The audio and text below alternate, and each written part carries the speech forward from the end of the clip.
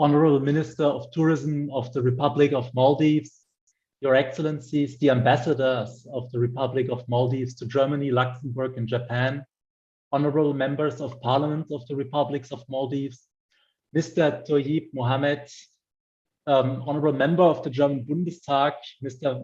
Frank Müller-Rosentritt, dear ladies and gentlemen, guten Abend and good evening.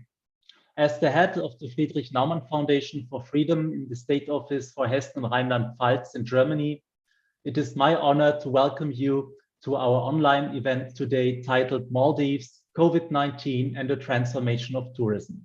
My name is Patrick Waltz. The Friedrich-Naumann Foundation is a German political foundation that promotes liberal values and works in areas of good government, rule of law, education, and free market economy. We achieve our goals with political consultancies, political dialogue, and civic education. At present, the Foundation's regional office in South Asia is exploring opportunities to expand our work in the Maldives.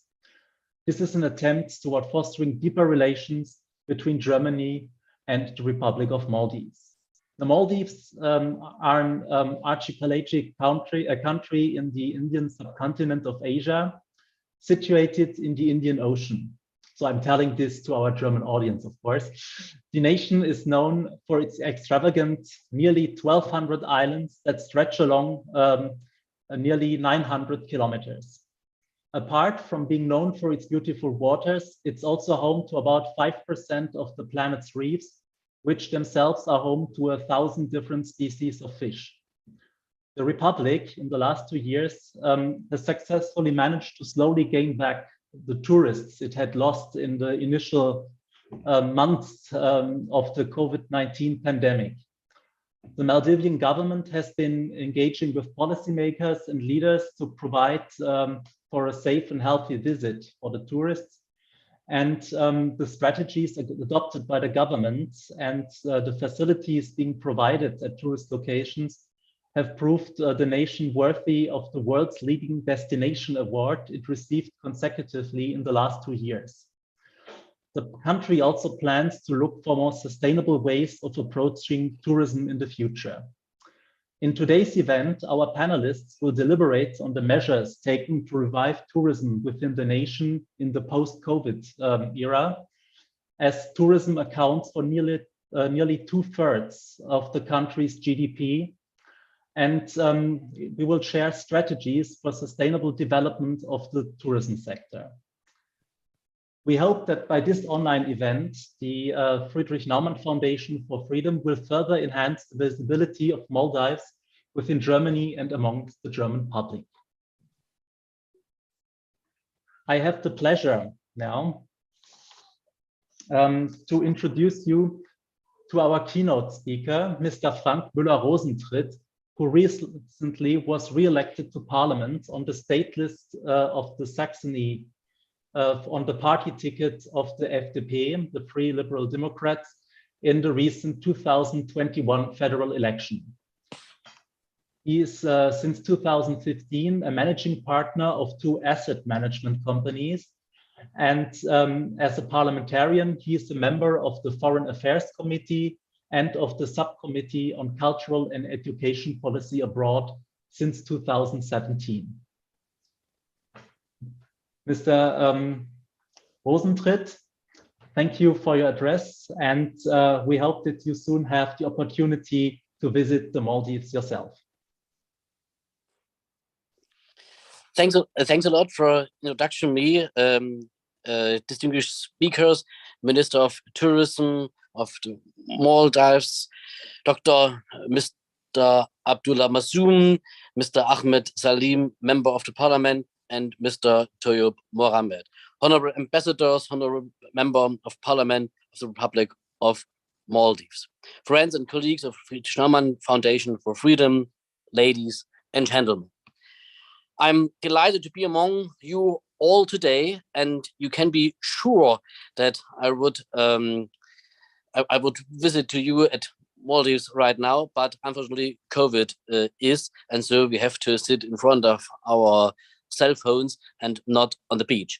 I thank Dr. Carsten Klein, head of Friedrich-Naumann Foundation, South Asia, for inviting me today evening. The last 2 years have been extremely challenging and volatile. COVID-19 has drastically impacted our lives and in many ways altered our way of living. Nations worldwide have gone to great lengths and adopting strategies to deal with the pandemic. One of the industries impacted most during the pandemic is the tourism industry. Various lockdown, the closing of borders and restriction on international flights especially have hit companies and the sector very hard. Countries have seen major changes in their economy. The nation hit worst are the ones relying most heavily on the tourism sector. One of the most hard-hit countries is the Republic of Maldives, your country, an island nation in the Indian Ocean. The economy of the country is based on tourism, fishing, boat building, etc. The tourism sector contributing strongly to economic growth before the pandemic. More than 100,000 people from Germany every year visit your country. It's nearby 10% of all visitors per year. The government of the Maldives has remained proactive in managing the tourism sector during the pandemic.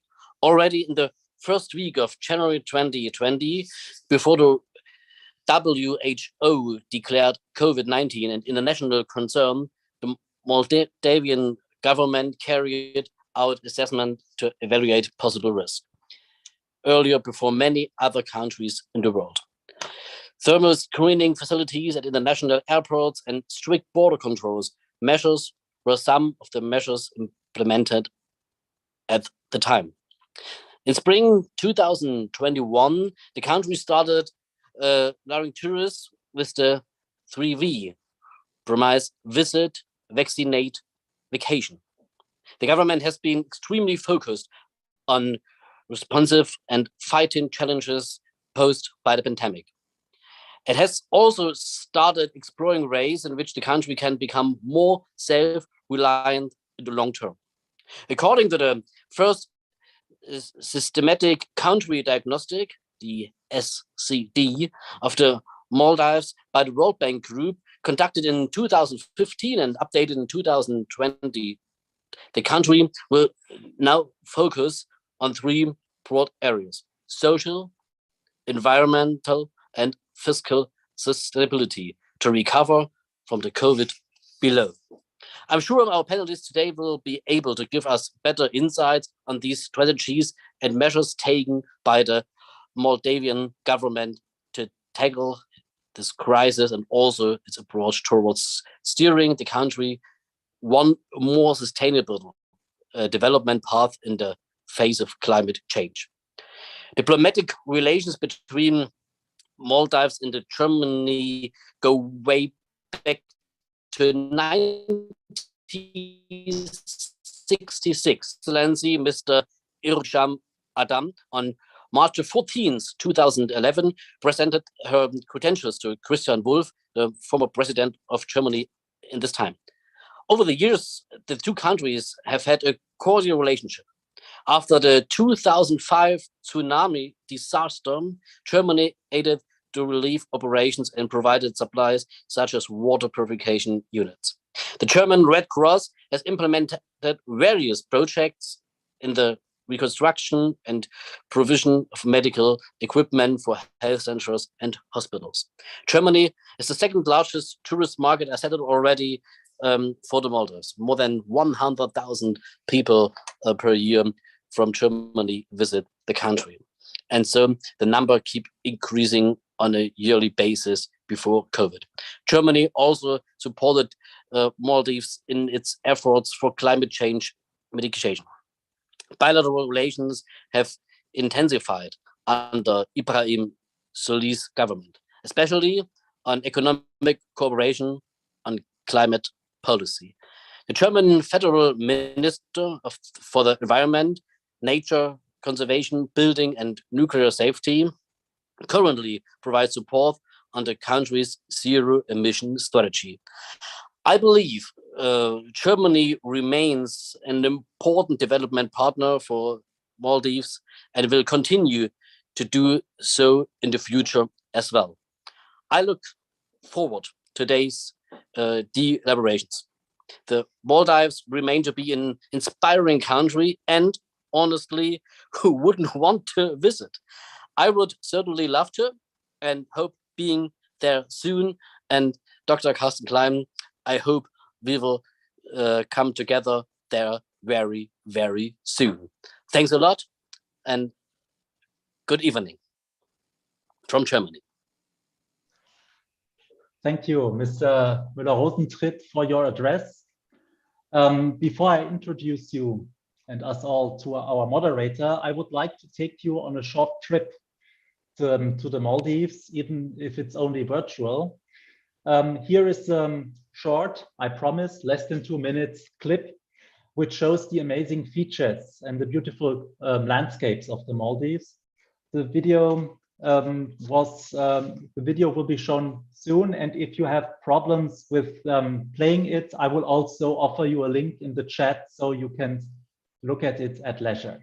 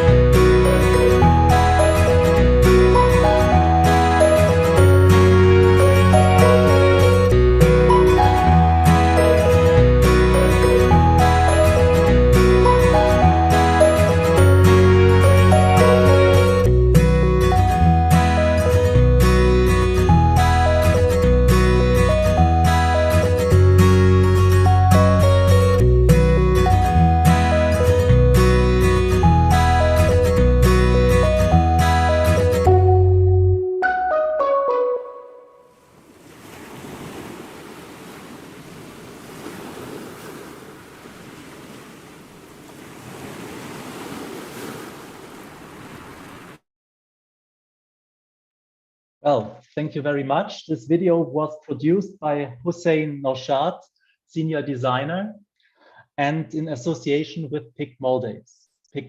And now I would like to introduce you to our moderator, Mr. Riyad Abdul Majid. I hope I didn't butcher your name in translation. He's the founder and managing partner of PIC Maldives and Maldives FAQ. Mr. Majid is also a publisher, economic analyst, and event manager, who is a great orator in with his majors in the field of communications and public relations. His name also holds prestige in international dimensions, as he has been facilitated with the Asia Pacific Outstanding Scout Awards at the Asia Pacific Regional Conference, which was held in Brunei Dar es Salaam. Thank you very much, Mr. Majid, and thank you very much, dear panelists, for being with us here today. I will now hand over the proceedings to you, Mr. Majid, and I'm looking forward to the deliberations of this web talk. Thank you, Patrick, for the introduction, and also thank you, Honorable Parliamentarian Mr. Mullah, for the introduction about the Maldives that you've given to this audience. I think it's quite comprehensive from our point of view. And so my job about introducing Maldives has gotten a bit smaller now. Thank you for that as well. Just as the audience has seen from the video and from what Mr. Patrick said and from what Honorable MP Mullah has said about the Maldives, it's a very, very small island nation, which has a very small population as well. And we promote the sun, sea, and sand for our visitors because this country is full of beauty in all parts, wherever you go. And this natural beauty, but also lies on a very fragile environment. That is the reason why global warming is a huge concern for the Maldives, and which is one reason why in our panel discussion we have an environmentalist as well. And while we are heavily dependent on the tourism industry for the economy's progression, it's also important to understand we had a rough 2 years with the start of pandemic in 2020, and since then the recovery efforts have been in place by the government bodies and together with the support of a lot of private sector parties, NGOs, and the public as well. So first of all, welcome all of you to this important webinar, and I like to thank the organizing party, FNF, for the great setup, and the panelists as well for joining this discussion. So let me not waste any time before I introduce to the audience the panelists who will be in the discussion today.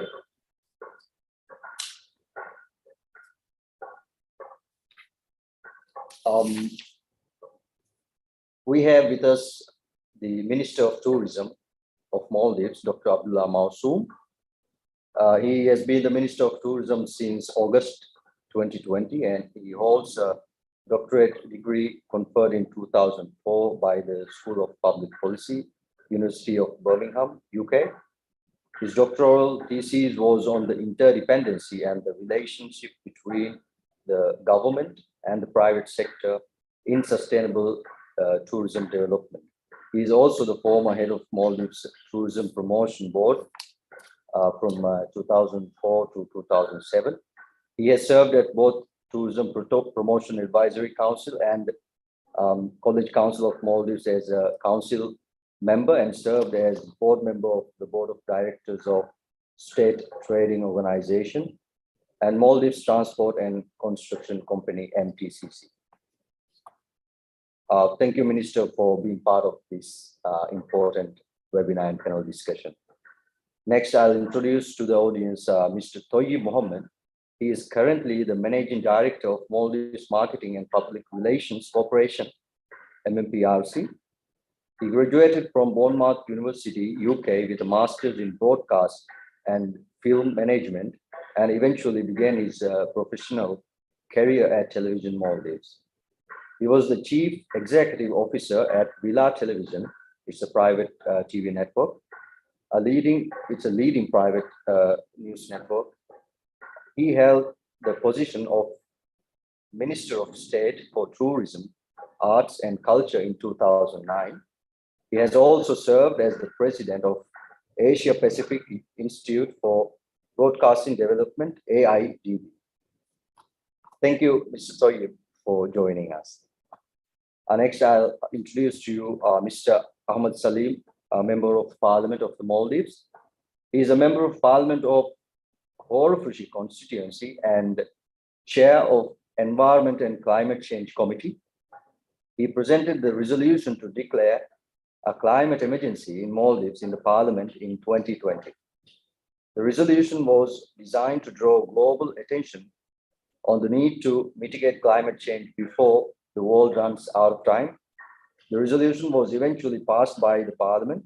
He's also the co-founder of one of the top broadcast networks in Maldives, Raja TV, and he is currently one of the most important environmentalists in the Maldives.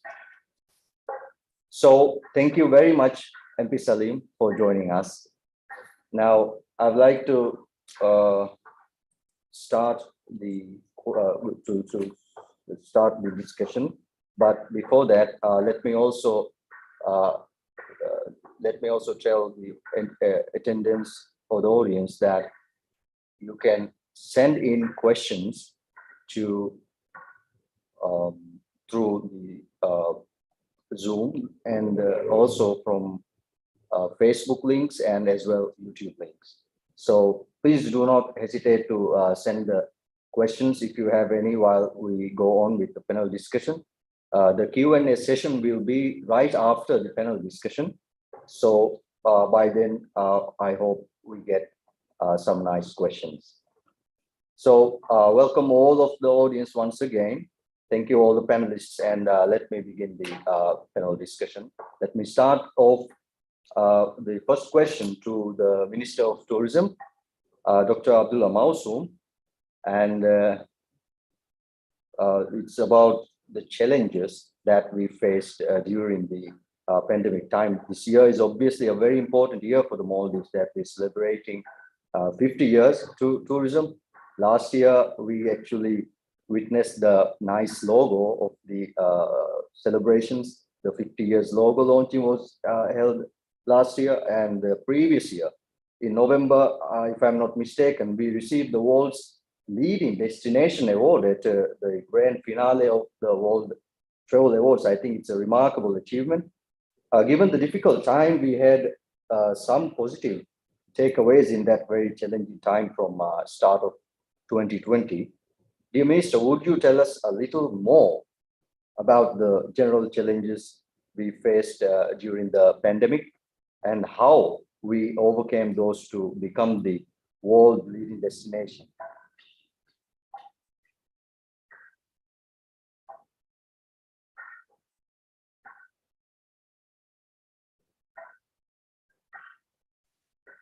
Sir, you're on. Sir, please unmute yourself. Sorry. Greetings from the Maldives, and wherever you are, we wish you a very successful session. I wish to thank Mr. Rosentreat for that wonderful remarks about the Maldives. I think you know Maldives better than us now. And Riyad, thanks for inviting me to this one, and I wish to thank all the organizers for this timely event. Of course, as you said, we have started our golden year now. We had a very nice countdown for the golden year, and we are going to have a lot of events this year. Well, to come this far, I think the world was very uncertain with the pandemic. So we also closed the borders. Scientists were also not sure where we are heading, but we had to open the border, and the first challenge we have to come across was opening the border. And President Ibrahim Solih made that bold, brave decision of making Maldives open, and we opened with a lot of uncertainties. But we knew to be successful, we have to tell the world that Maldives is safe, because travel and tourism is about safety. So the whole program, whole agenda was based on ensuring that Maldives is a safe destination. As such, first we made sure that protocols we had are believable. So we had World Health Organization with us, also other international organizations. We established the safety protocols that the world is looking for, but safe enough, also practical enough. And that made it practical while ensuring safety for the public, tourists, and the staff. Then also one very special thing was we introduced a local insurance package, COVID insurance package, that which normal travel insurance did not cover. And also once we established the protocols, we had to get a world stamp. So World Travel and Tourism Council safety stamp was acquired. And with this, we started moving forward. And of course, there is our word and our tourism main promotion body under Tayyip's leadership. MMPRC started working very hard. Our private industry partners, they were working very hard, ensuring that all the safety measures are in place. And then there was the magical moment when the tourists, they told the world that Maldives is safe, that Maldives is indeed open. Maldives is open for business and things are normal. You have to just come to the Maldives and relax. It was very normal, and that strong message just catapulted Maldives to the top of the world as the leading destination. And of course, as you just now said, we won it 2 times consecutively. Thanks to the employees, thanks to everybody everybody who has contributed. Of course, one thing that made a lot of things possible was the vaccination campaign that started very early, and President Ibrahim Soli ensured that tourism employees are at the forefront of the vaccine queue. Thank you. Thank you, Minister. Thank you for the remarks, and thank you for detailing us how we actually achieved this nice award and the struggle as well. Moving on to the next panelist speaker, the Managing Director of MMPRC, Mr. Tayyip. I believe just like the Tourism Ministry has had struggled in certain ways, I believe it would have been a very tough time for the Maldives PR teams, especially the top marketing and PR agency in the Maldives must have faced a lot of issues in executing the promotional activities back then. We can highlight that we have been unable to attend the biggest travel exhibition in the world, ITB, because of the event cancellation past 2 years and even this year. We use the time in Berlin normally to engage with the agents worldwide and potential visitors alike. Mr. Tayyip is the head of Maldives Marketing and PR Corporation. Mr. Tayyip, could you tell us briefly how difficult it has been to not be able to attend such exhibitions and generally execute promotional events or activities during the pandemic? And how did you in fact reach out to the visitors or potential visitors, and with what narrative? Thank you. As I represent the state-owned corporation mandated with marketing Maldives, some know us as the Visit Maldives. I think we had one of the difficult tasks during the most difficult of times the world has faced so far. And to carry out the difficult task of keeping Maldives visible throughout the entire globe. I think we did a little bit, we did a lot by working together with the industry stakeholders, the government authorities from like us, the Ministry of Tourism and the Parliament, and also the Foreign Ministry. The whole nation worked together. That's the beauty of it. And the cancellation of B2B and B2C events during the pandemic meant we were unable to take part in one of my most essential activities, meeting with the travel trade community and consumers to face, connecting with them and showing them why the Maldives is one of the world's leading destinations. For example, let's take ITB Berlin, as you just said.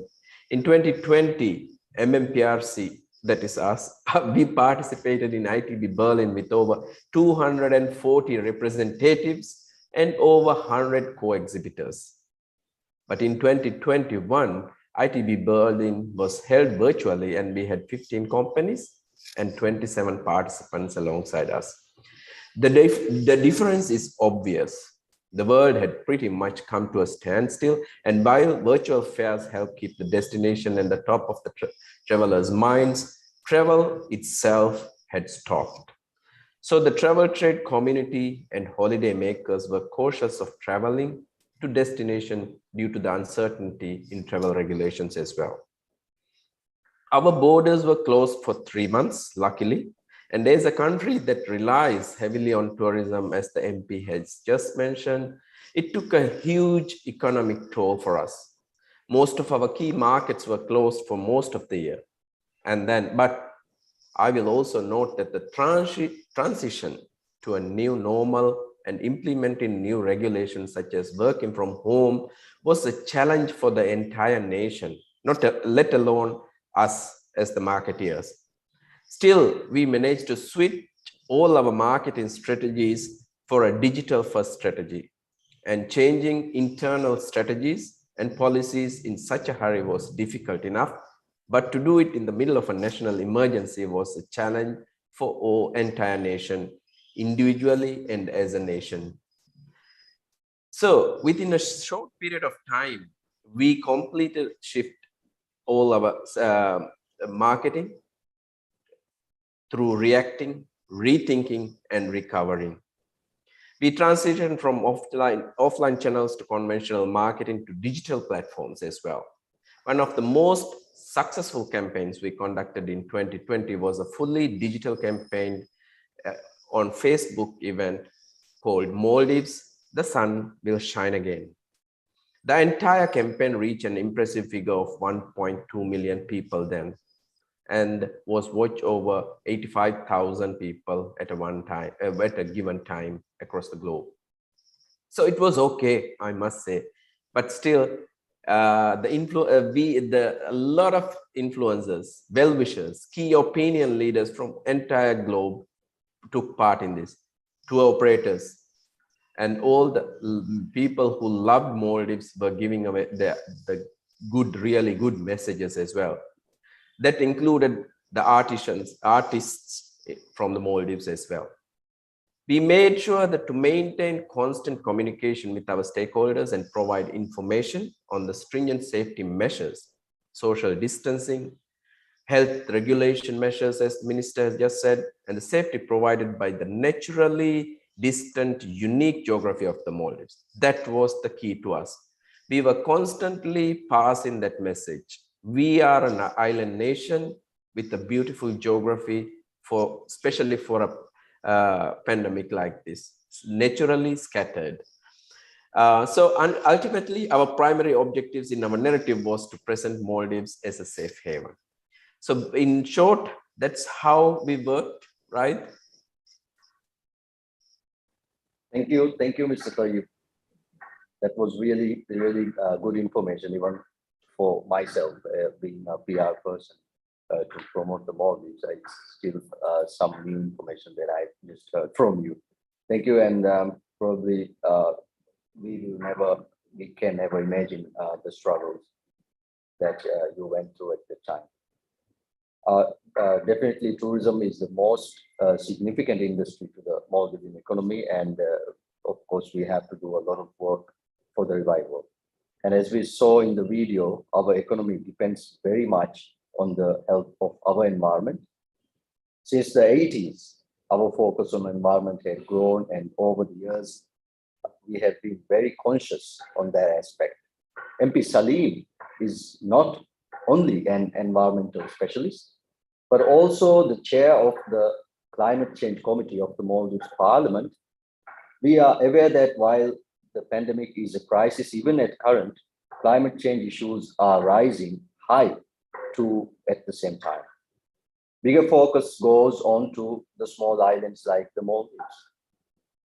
MP Salim, how much of a threat does the climate change phenomenon pose to the Maldives? What's at stake here? Thank you, Riyadh, and first of all, let me also join others in thanking the organizers for inviting me, and it's really a pleasure to be with you this evening.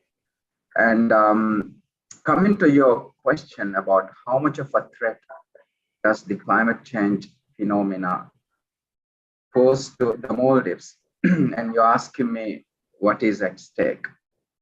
Now, to give you a brief answer to your question, what is at stake? I would say pretty much everything. Well, climate change is not a fictional story. Okay, we talk on this subject based on scientific facts.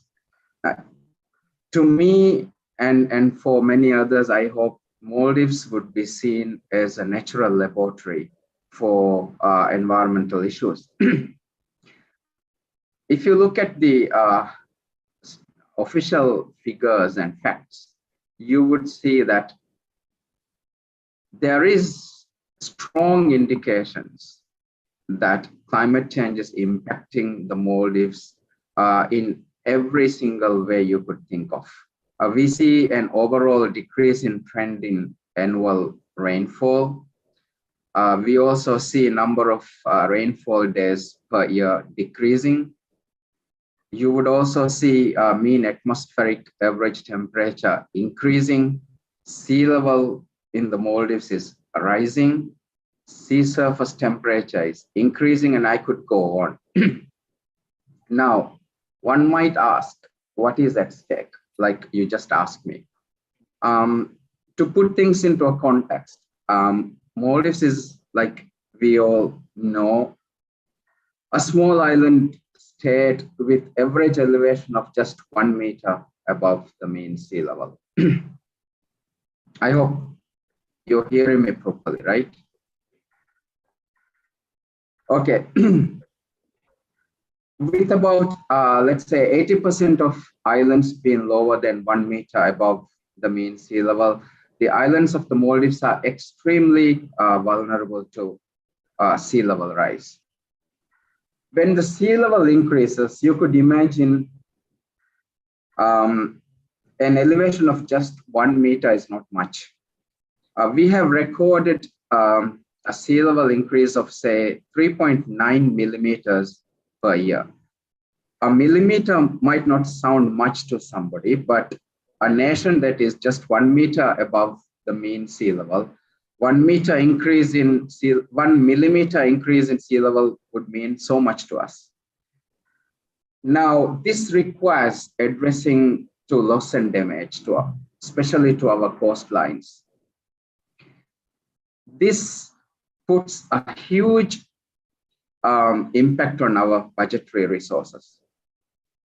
If you look at the approved national budget for this year, which is 36.9 billion Maldivian rupiah, equivalent to something like $2 billion US.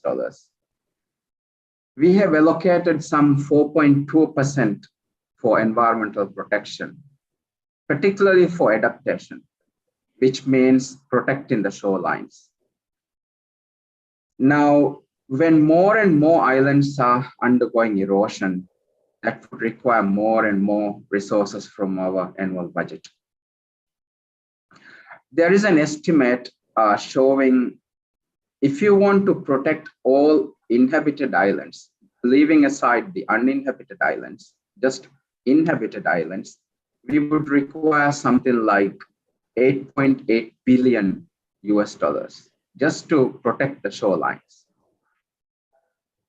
Now, our critical infrastructures like the utility services, hospitals, transport and communication, infrastructures like waste management centers, they're all located within very, very close proximity to coastline.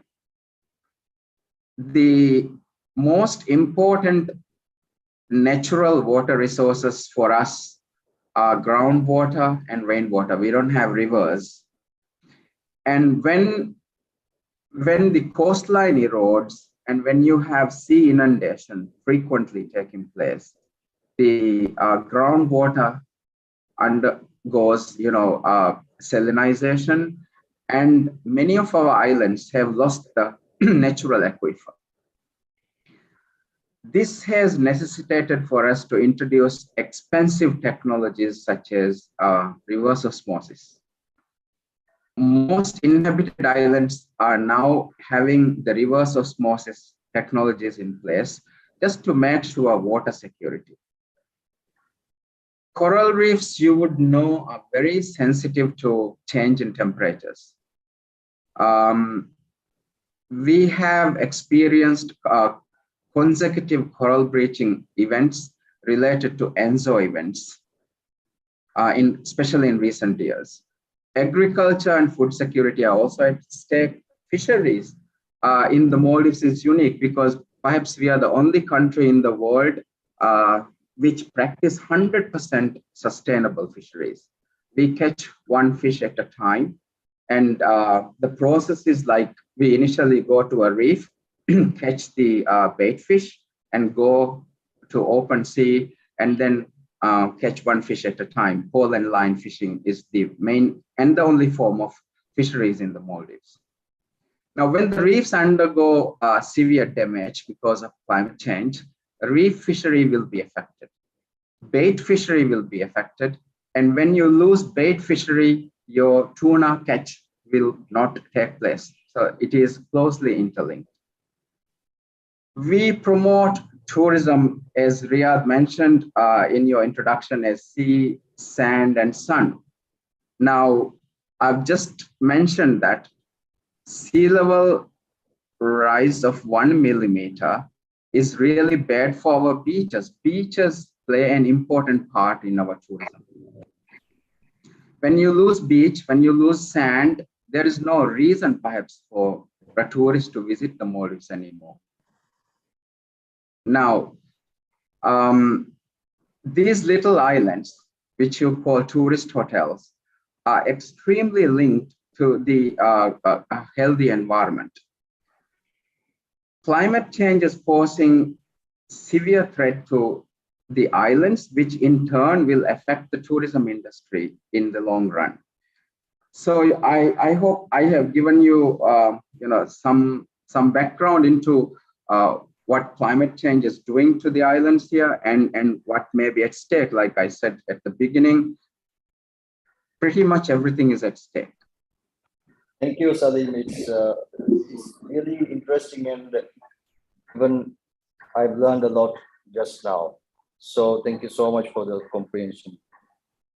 We are going to go to the second round of this panel discussion now. I'll start again with Minister Dr. Abdullah Masoom. Minister, I believe the tourists visiting in 2020, last year and even this year, may be experiencing a different set of entry procedures, or maybe SOPs may be a bit different in how we tell them to spend their holidays in the Maldives in the past 3 years, including this year, past 2 years and this year.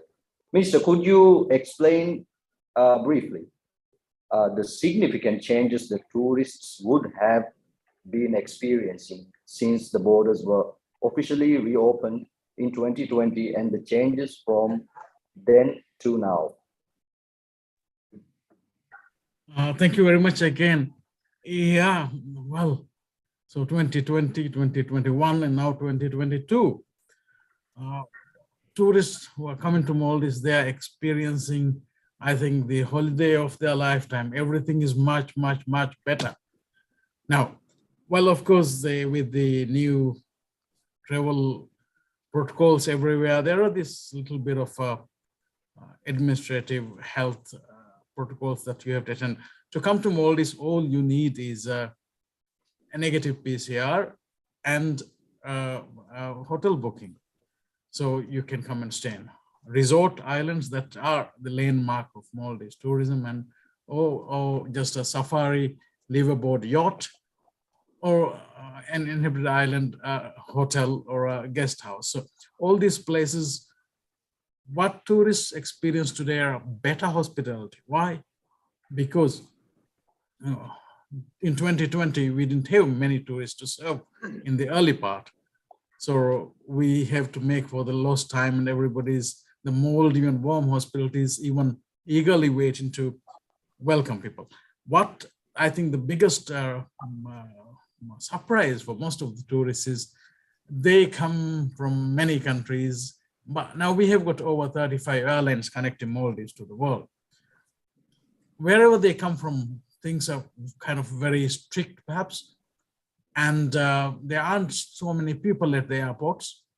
So the first surprise, as you land, you find the very vibrant, active Vella International Airport if you land in the central Mala area, or if you land at the mid-north Mafra Airport, you find a bit quietness, but in the central airport, it's very vibrant. From there, then you will be whisked as before by seaplane or other transport mechanisms to your private resort or an inhabited island.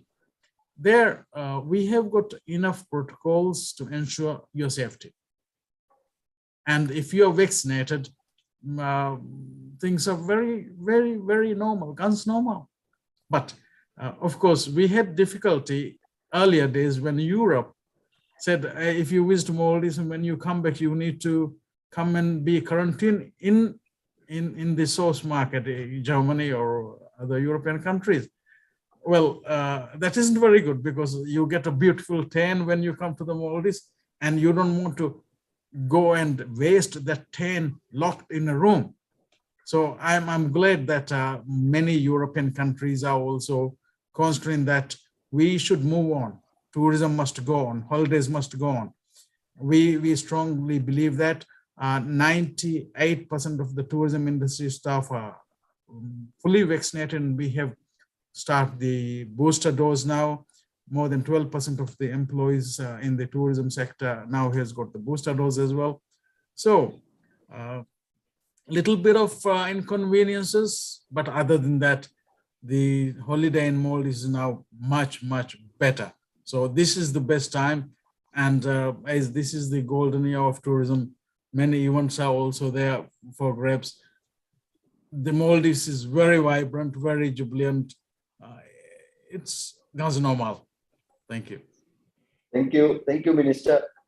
You just explained the changes in the arrival procedures. And now let me ask Mr. Toyib about the changes in arrival trends. The past 2 years, we've seen these changes, and I've heard about it from the travel agents as well, from the properties as well. So, of course, the trends can depend very much on the border openings or closures of other countries too. Mr. Toyib, as the Chief of the Marketing Corporation, could you tell us what your team had identified in the arrival trends or changes in visitor preferences, and your take on that?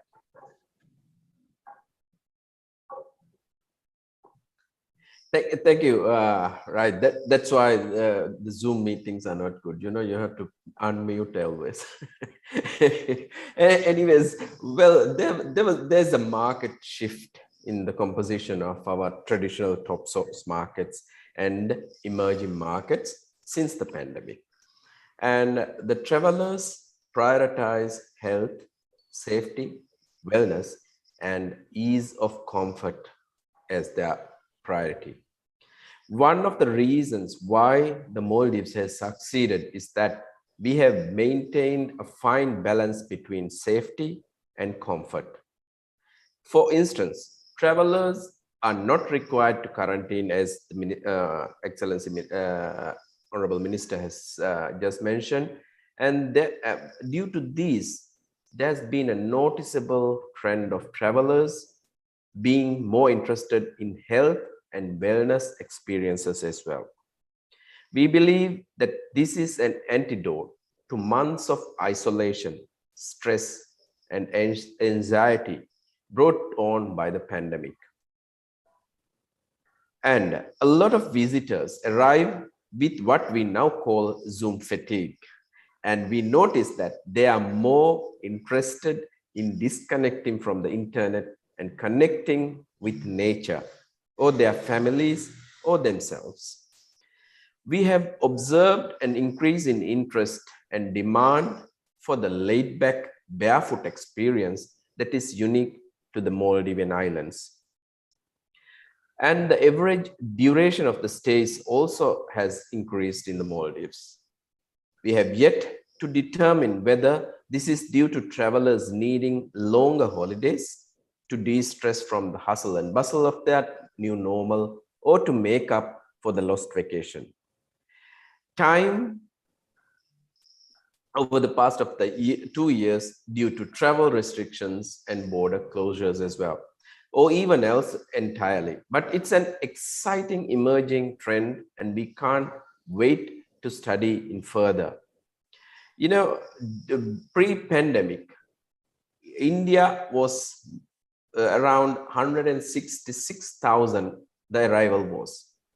The arrival last year was 291,000. And we have a forecast of around more than 300,000 probably this year. Germany, as we speak, 131,000, over 131,000 was in 2019. And last year, we only received 95 plus, but it was a very small window period we had. But we found a very interesting pattern in Eastern European countries. As a huge demand from the former Yugoslavia, former Russian territories. America, US, the Brazil, Argentina, all these places, and the UAE, the CIS countries, we have seen tremendous growth in those areas. Brazil was, I personally was very surprised to see Brazilian increase. And I think we are, you know, pandemic was not good, of course, but with that brought a lot of opportunities as well, I must say. One thing we found out was to live in difficult times and find other means, not to depend on certain source markets. What we have found last year and the year before was something, an eye-opener for the entire industry to focus on different difficult, smaller markets even. Kazakhstan started direct flights, you know, and those things are really, really good. And now the Nordic region is booming, hoping to boom. We are forecasting a good move from there as well. So that's how it is. And, you know, still the top markets in 2019, like the China, still is not open. So we don't know what will happen to the influx of those tourists as well. So it's an interesting thing to study about the movements, what's happening. Yes, thank you, Riyad. Thank you, Tayyib. Thank you for the observations you just shared. And connecting with nature is obviously so much more interesting than what we can imagine. I mean, this should be a trend we don't want people to lose, actually. It can just go on, carry on, and develop as well. So I believe we have, like you said, new things to find out and observe. So now that we've been talking about changes a lot in the past half an hour or so, I'm sure many of the policy level changes, laws, regulations are more than ever furnished to achieve sustainability targets. I'm sure the tourism or environment visions have been pushed forward in the parliament in the way towards sustainable tourism. MP Salim, could you talk to us a little about the significant activities or discussions carried out in the parliament or in the climate change committee in the past 2 years in relation to environment preservation or protection that can directly or indirectly support sustainable tourism efforts?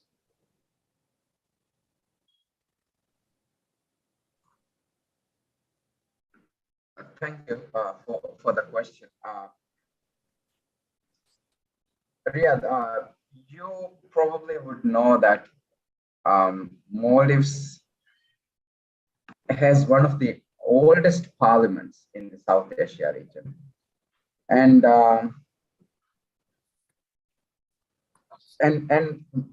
parliamentary process, although maybe in place for a very long time in the Maldives, unfortunately, until this Majlis got elected, we haven't had the luxury of having a dedicated committee for environment in the Maldives. So I could proudly say that it was the first standing committee on environment and climate change that I am chairing. And therefore, we are all very excited about it.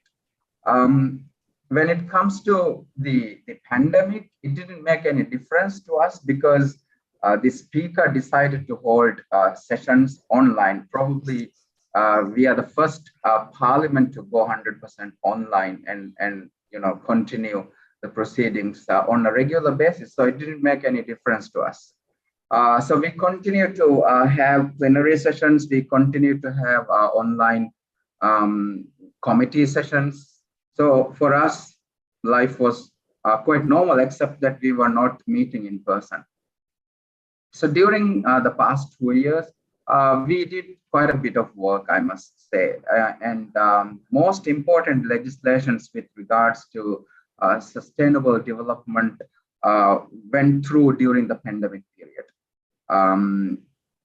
We discussed whole range of issues like climate change, coastal erosion, waste management, even conserving, trees, and you can name it.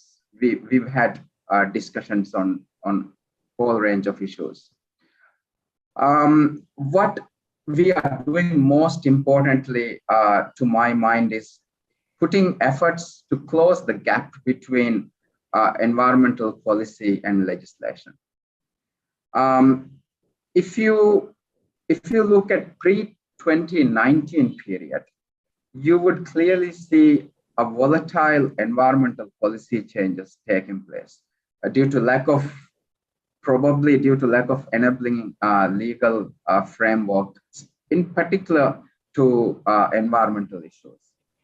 One good example could be that at one point we saw Environmental Act being split into two, just detaching EIA works related to tourism from the Environment Act and attaching it to the Tourism Act. It was as volatile as that. I mean, they were just playing around with existing legislations for the benefit of the work that the Tourism Ministry was doing at the time. I don't know the real intent, but we found it quite crazy. So as soon as we got into the parliament and had the Environment and Climate Change Committee established, we brought back EIA part from the Tourism Act back into the Environmental Protection and Preservation Act. So that was the first activity that we carried out in the current parliament. We have adopted the Climate Emergency Act in 2021 during the time of the pandemic. So this Climate Emergency Act actually put forward the overall governance framework for climate change in the Maldives. And we have also set a 2030 target for net zero in the Maldives. Again, this was brought into the law when the policy was formulated and announced by the president. So this is how we are making sure that the policy is brought into legislation, and therefore you cannot play around with it later on. We also worked on the Energy Act in 2021, again to promote renewable energy, whether it's tourism sector or any other sector. These are like broad framework legislations. We also worked in 2020 water and sewerage act for the first time in the Maldives, again, to enhance water security and promote mitigation in the sector. Number of resolutions were also submitted to Parliament and got through. In 2019, Parliament adopted a resolution aiming to phase out single-use plastics in the Maldives. I think we'll be coming into that later on. So I'll leave it there for now. Thank you, MP Sabin. That was really insightful, and thank you for sharing the information about the works that are carried out in the Parliament. And I think we must wish the committee best of luck for the struggle. Of course, it's very difficult to compromise, I can understand, with the development and for preserving the environment and all that. So with that, we have just finished the second round. So we are going to start with the third round with a question to Mr. Toyib.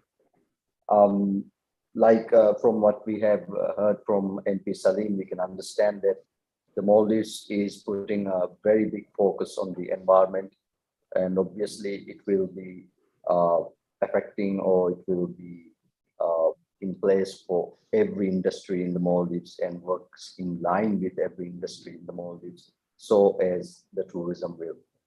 So this is the sunny side that Mr. Toyib always says, I think.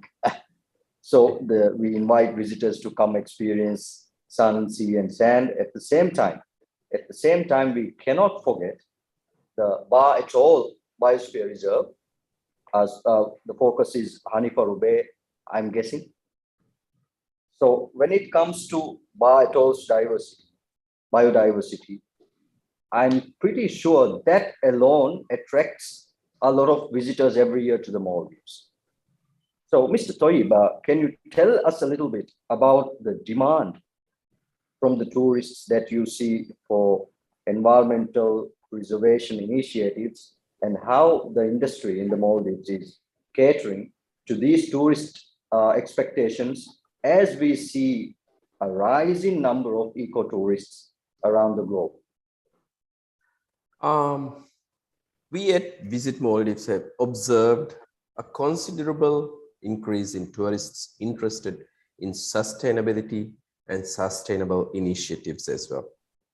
Travelers, especially young travelers, are interested in understanding the workings of the delicate ecosystems of the Maldives, and many travelers inquire on how they could be a part of the conservation efforts ongoing in the Maldives. Travelers want to make conscious decisions that enhance and empower their lives and the communities in which they spend their holidays. Besides the sun, the sand, and the sea, travelers want to immerse themselves in the culture and take home something of value, an experience and an understanding of another culture and a way of life. The pandemic didn't really affect traveler consciousness in regards to sustainability, in our opinion, but we firmly believe that it may have given many travelers the time to stop and self-reflect and think about their impact on the environment around them. And it had led to a rise in what we call the conscious traveler. During the pandemic, I participated in a lot of webinars and listened to a lot of the speakers as well. And also we have read a lot of surveys, a lot of findings. What they are showing is most of these travelers, especially the millennials, they are looking for a sustainable travel pattern. They are, especially some, I wouldn't name some countries here, but some of the tourists who are willing to travel after the pandemic or during when it is now, they were saying that they are looking for a destination where they could get the experience of a sustainability initiatives. So I think it's high time we move, as MP Salim has said, to put a lot more emphasis on our protecting our environment. Of course, we are doing a lot at the moment. Still, we have to market those initiatives, and we do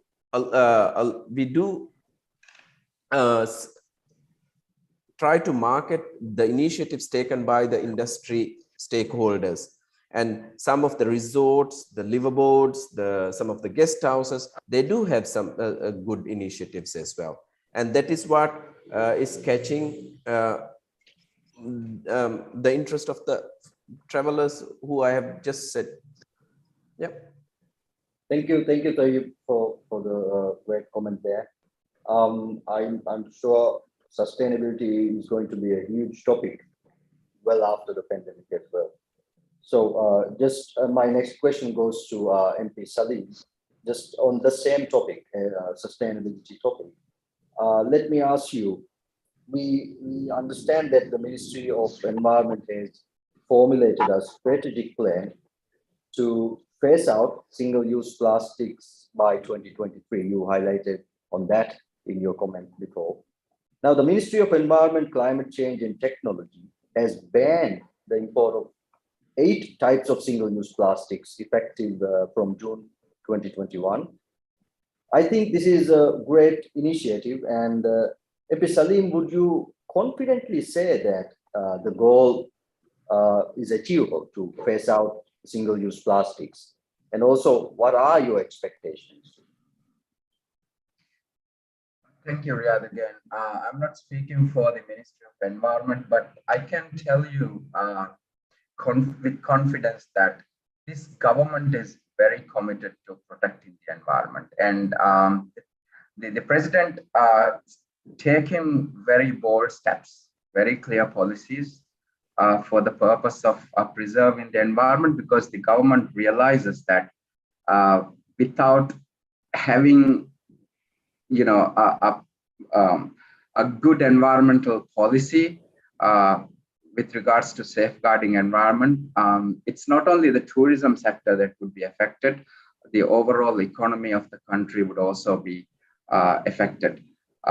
Therefore, I see very, very clear policies, and that makes me very confident that plastic issue can also be resolved as planned by the government.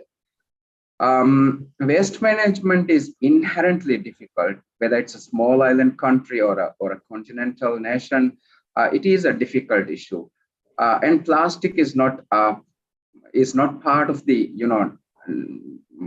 natural waste that is generated in a typical island. We all know that, and having plastic in our waste stream makes things even more difficult.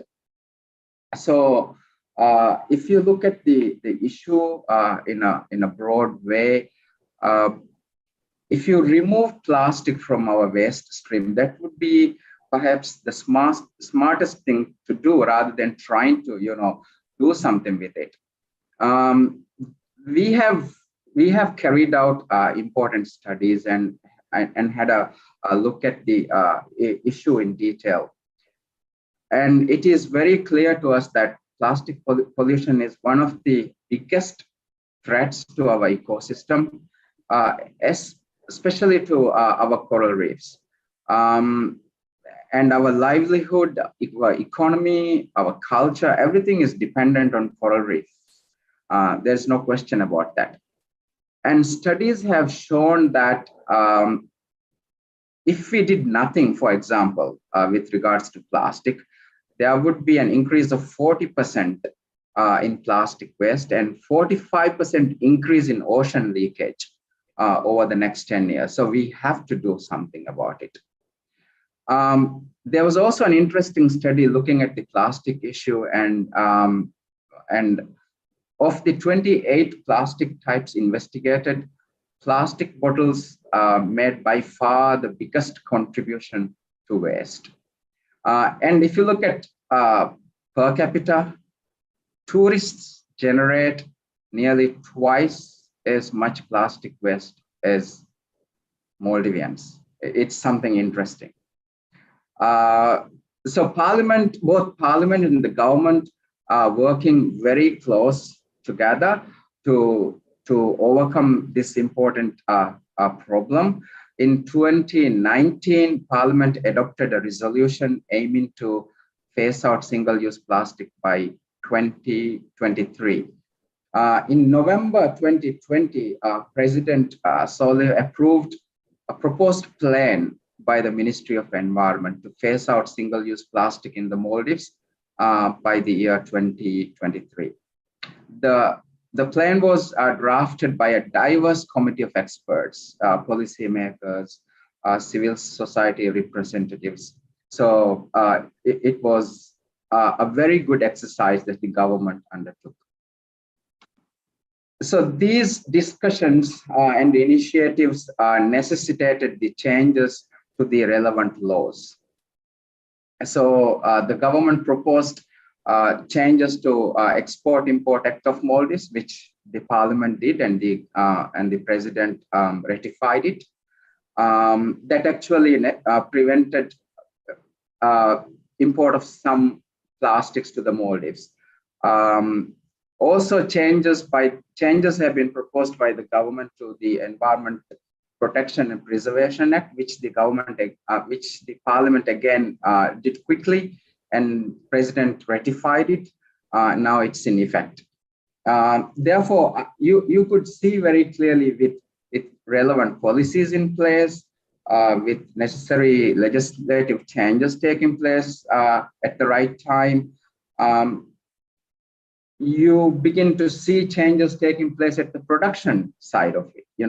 We have 3 main water bottling companies in the Maldives. They have already started to switch to glass bottles with these rapid changes happening before their own eyes. Therefore, the sequence of actions taken both by the government and the Parliament, you could be very confident that this is not going to be just something said by the government for the sake of saying it. Now, I am pretty confident and optimistic that the government's plan to phase out single-use plastic would become a reality. Thank you, MP Salim. Quite happy to learn that. I guess a lot of the attendees here must be also very happy to learn that. And there were some scary percentages there, I must say, but hopefully we're all going to overcome the plastic problem soon.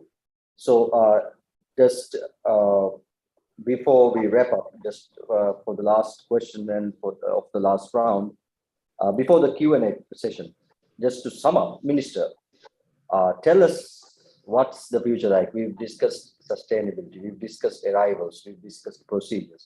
So we discussed trends as well. So tell us what the future is like for the audience, and what can the tourists expect from the Maldives, and additionally, what are the special activities planned for this year as we celebrate the golden year? Thank you very much. Riyadh, Maldives is the world's leading destination 2020 and 2021. So the tourists should expect to get the best of the best. And for the coming years, I think the strength of our one island, one resort concept will be even better. So we have already seen very interesting concepts. Hashash, I can't tell you the details, but we are going to have the best of the best products of the world in Maldives. That will ensure that in the future, Maldives will be the leading destination in terms of top of the notch products, very, very, very upmarket luxury products. But it doesn't stop there. Now, our new tourism is going for the new tourism that world is looking for. So huge emphasis on taking tourism to the people. That means tourists will be able to experience the stories of the Maldives, cultural diversity of the beautiful Maldives islands and their very diversified culture, heritage, and very strong emphasis on strengthening the strong environmental focus of our tourism. From day one, as we celebrate our 50th anniversary today, tourism has been developed as a sustainable model, and the World Tourism Organization has praised Maldives for our strong environmental practices. In fact, in terms of regulation, tourism sector is very much self-regulatory because it's in their own interest. They have a nice beach, they have a nice coral garden, they have nice flora and fauna. So we will have further ecotourism products. The new trend is we protect, but we make sure that we protect it for the future generations, but while utilizing, while give the opportunity for present generation to experience it, enjoy it, but conserve it and make sure that it is saved for the generations to come. Also very strong emphasis on our new product, sports tourism. Maldives is a natural water stadium. So we are going to have extreme sports, more surfing, kite surfing and other ones. And the new product that's coming, I think many people are loving it already, is skydiving. And so with all this and with a strong focus on new developments, more environment friendly developments, we are going to see the first floating hotels in the Maldives. Of course, we have got the beautiful underwater spas, underwater rooms, underwater restaurants. We are going to have floating technology, and these new concepts are very exciting. And why Maldives has remained so successful is tourists love Maldives and they choose to return. We are going to see more repeat visitors. Repeat visitors are good because they know what the Maldives is, and they come here and tell the world, hey, we are in Maldives, come, enjoy, everything is okay. The repeat business is so strong because of the hospitality. The Maldivian hospitality, the warmth of the people is, I think, main strength that Maldives have. Of course, our natural beauty is there, but what other countries can't copy is Maldivian hospitality, Maldivian smile. And that is, I think, in the coming days, tourists are going to enjoy Maldives more. You know, in our culture, we have this notion we must win the cup 3 times so that we could own it. We have won the world's leading destination 2 times, and now 3rd time is a must. And industry is very excited to win it. And we are working with the industry, the champions of the industry are the employees. And also now we have got a very strong decentralization policy with that island councils are very much geared towards having tourism.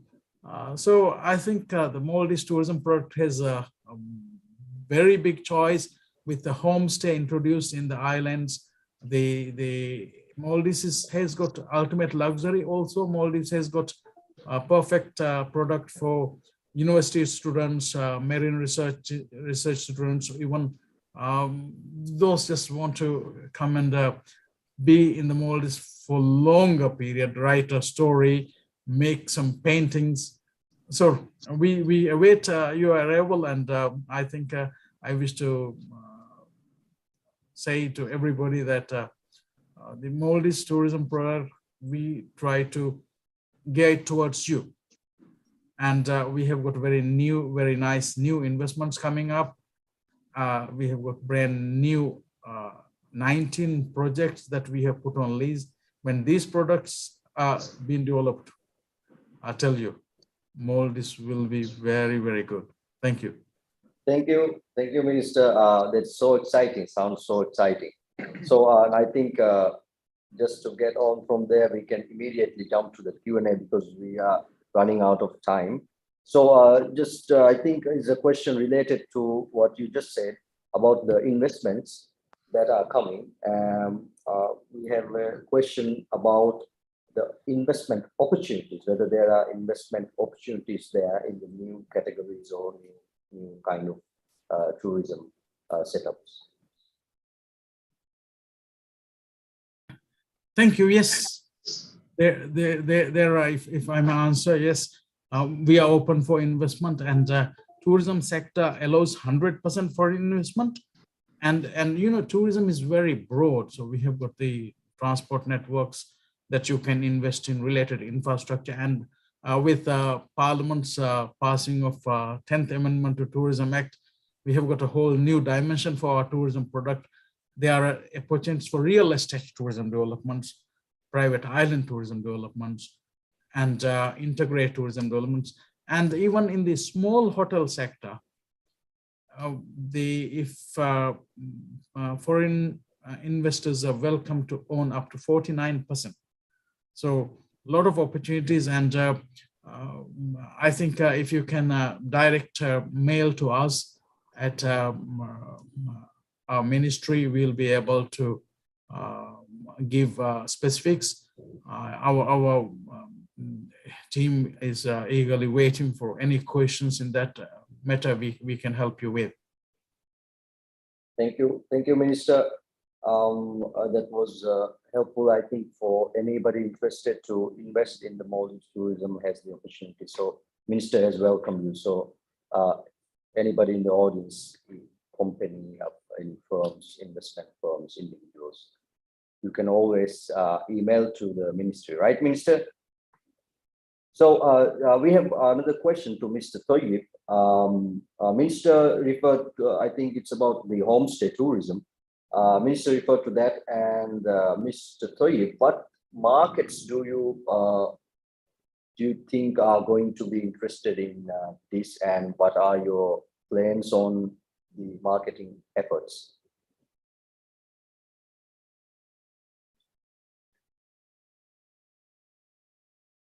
Oh, we can't hear you. Sorry, I don't think we should specify certain markets. Maldives is and will be the most luxurious destination in the world. It's a premier luxury destination. But lately, we are finding a lot of other products in Maldives, which is affordable, but at the same time, there's luxury as well. So there's, as the pioneer of Maldives, Universal Enterprise Chairman said, there's a room for everybody in the world in Maldives. So, so I like that quote actually. So basically with that homestay opening up, I think every source market or every major market has a target audience in there as well. For instance, Germany, as we speak now, there might be some people who wants to come as staycations or longer stays in Maldives. Probably it could be a homestay. You know, some can stay, of course, in a luxury hotel for a 1 month, 2 months. We saw what we saw during the very difficult times. 3 months, some people stayed in some of the luxury resorts, coming in jets. But what we are talking, as you are asking me, is about homestays. I think there's a lot of potential. It's a totally different segment, and some even who stays in the resorts will be wanting to experience the homestay as well, because you're close to nature, you're close to the local tourism, local culture, local food, local people. There you will see and realize the beauty of us. Actually, you can come sit with us and have a kind of a good delicacy, Maldivian delicacy in the morning with masuni and roshi. I'm sure a lot of people who came to Maldives will know masuni and roshi, and even go to fishing and with the local boys or the girls, and bring a good catch and cook it.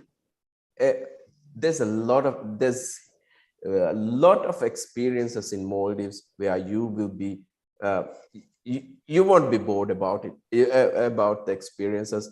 I'm sure most of you all will not be going back soon. Thank you, Tayyuba. Sounds like homestays a very different dimension in the total tourism. It's a different segment. Yeah, it's a difference. Thank you so much. We have one more question for the Q&A, and the rest of the questions can be answered in another format later, at a later time, I guess, because we are running out of time. The last question is to MP Salim. We have a question regarding the issues that you've raised about the plastic problem and the environmental problem, sea level and all that. The question is, what are the most relevant international organizations for the Maldives to raise those issues and concerns? Yeah.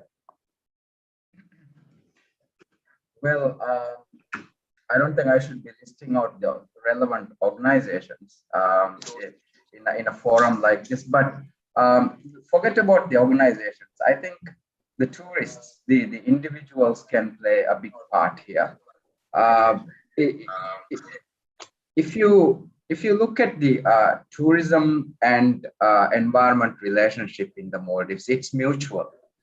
We got to preserve the environment so that tourists will be happy, and to make the tourists happy, we will have to have a pristine natural environment maintained.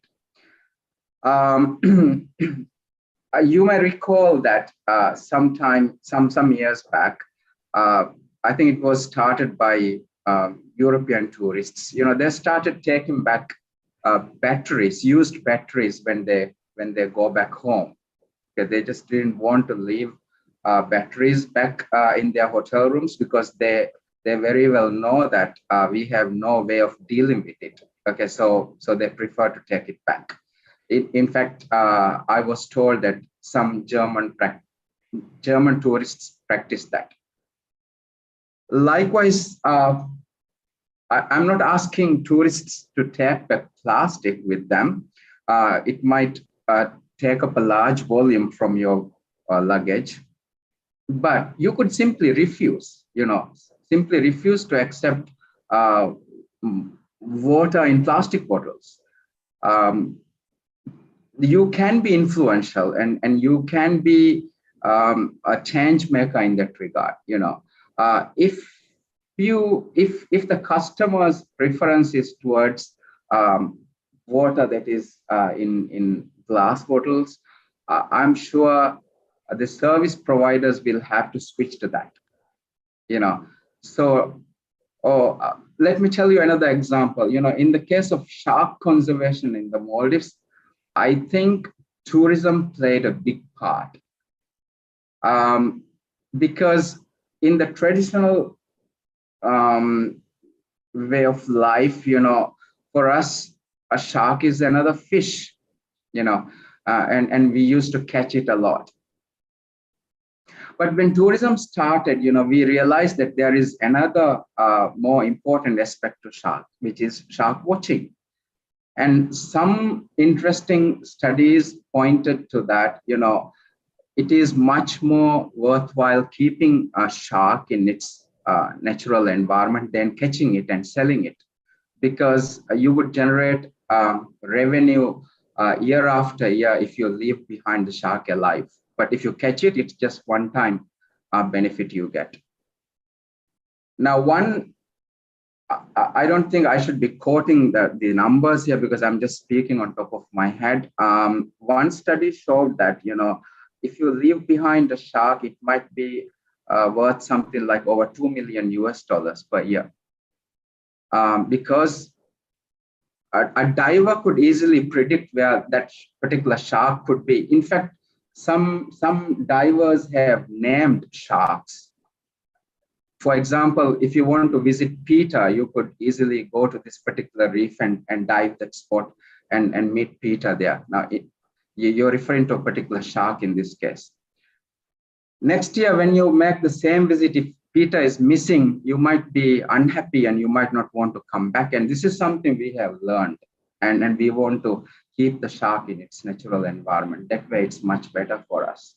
So tourism has played a big part in conservation, protecting charismatic species, protecting important habitats, and we have realized that conservation is economically good for us. And thanks to tourism once again for doing its part in that regard. So when it comes to plastic, one thing you could do is not bring plastic to Maldives when you come on your holidays. And if you could take some packaging waste back with you.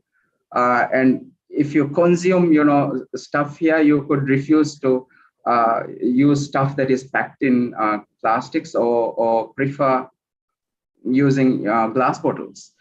These are some of the simple things. Forget about organizations. Individuals can do much bigger part and more influential role in conservation. Thank you. Very inspiring, and I guess we can all play a role. So I think that is your message. Every individual has a role to play, right? So we are out of time actually, but there's one very general question I think Minister Mausum can give an answer to. It's actually directed towards the government, I guess. In which sectors the Maldives would be interested in fostering relations to Germany and the EU? Thank you very much. Maldives is very open now. We are an open country. Our strong foreign policy, President Brahim Soli's strong foreign policy has made that Maldives very open. Of course, I think the biggest support Maldives need is in our battle to survive in this global environmental challenges. I think Germany has been the champions of environment. I myself had the chance to study in Germany a long time back. Before even we start talking about environment, they already started sorting their waste. So I think technical support is an area that Maldives needs. I think best thing, of course, for Germans to keep on traveling to Maldives. The people relationship between Maldivians and Germans are very strong, and other European countries, it is stronger than ever. And I wish to just mention on this occasion, on 10th of this month, we are having a webinar for targeted most of the European countries.